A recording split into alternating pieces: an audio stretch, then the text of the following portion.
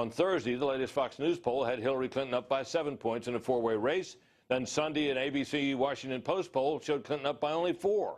The roller coaster continues as NBC News and the Wall Street Journal put Clinton up by 11 on the same day. How is this possible, people ask me. Scott Jennings, who's done political analysis for the George W. Bush White House, joins me now from Louisville, Kentucky. Scott, I hear this all the time. People say these polls are all over the place. How can we believe any of them? They seem to have disproportionate numbers of Democrats in the samples that favor Hillary. What about it? Well, some of the national polling has been noisy. Some of that is racked up to the fact that they use random digit dialing, which can create noise. Very few of the national surveys actually call up a voter file, although some do. The other issue is, when are these polls taken? You can get great variance in results depending on when you're in the field. The final issue, I would say, is that margin of error is not a joke.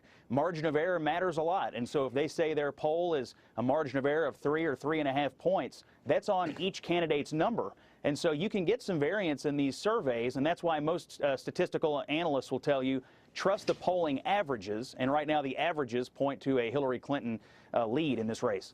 Yeah, tell me what you mean by causing noise. You said at the beginning of that answer that some of these factors cause noise. Explain that if you could.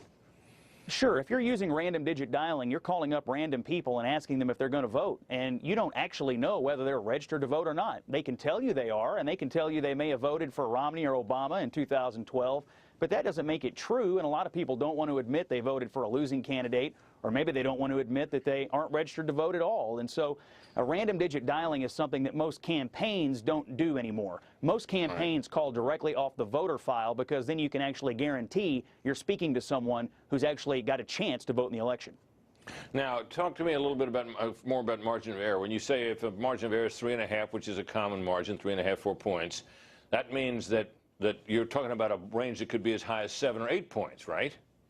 That's exactly right, and that margin of error is on each candidate's number. The margin of error is actually higher on the difference of the two candidates. It's like 1.5 times what the difference is. And so you see a number that says Hillary Clinton is winning 50 to 45. Well, she could be anywhere from 47 to 53, and Trump could be anywhere from 42 to 48. And so a margin of error means something, and it means the candidates are likely to get in that range. And that's why you might see an ABC Washington Post at +4 and somebody else at +11, because the margin would account for most of that variance.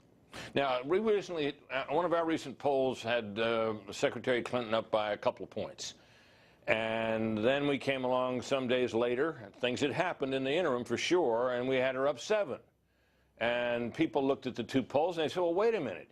In the sample there, the Democrats were polled by +2. They were 2 percentage points more than the Republicans in that poll. And when you came to the next poll where she was up 7, it was Democrats +9. So doesn't that explain the result and make it clear that it's simply because you oversampled Democrats?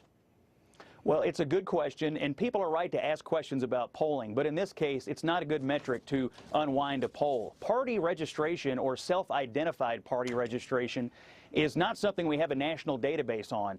You can't tell me how many Democrats there are or Republicans, because party registration in most states is a state of mind. Some states do make you vote in a party or register by party, but in most cases it's an attitude. It's not a demographic. And so the truth is, in most presidential elections since the 1950s, Democrats have had a slight, or in some cases enormous, party identification lead over Republicans, but it hasn't always meant that Republicans lost. In 1980, Democrats had a registration ID of +15, and we know Ronald Reagan won. Democrats led in 84 and 88, and Republicans won. Democrats enjoyed a lead in 2000, and Bush won. It was even in 2004, but in both of Obama's elections, Democrats did also have a self-ID advantage. However, in the 2014 midterm, Brit, Republicans were R+1 nationally. So you see some fluidity in how people are determining which party they are in, and it can be affected by who they're voting for at that moment, what's in the news, and other factors that really don't have anything to do with how they're registered in their particular state. Very helpful, Scott. Thanks very much. Right now, Donald Trump's getting ready to speak at a Wisconsin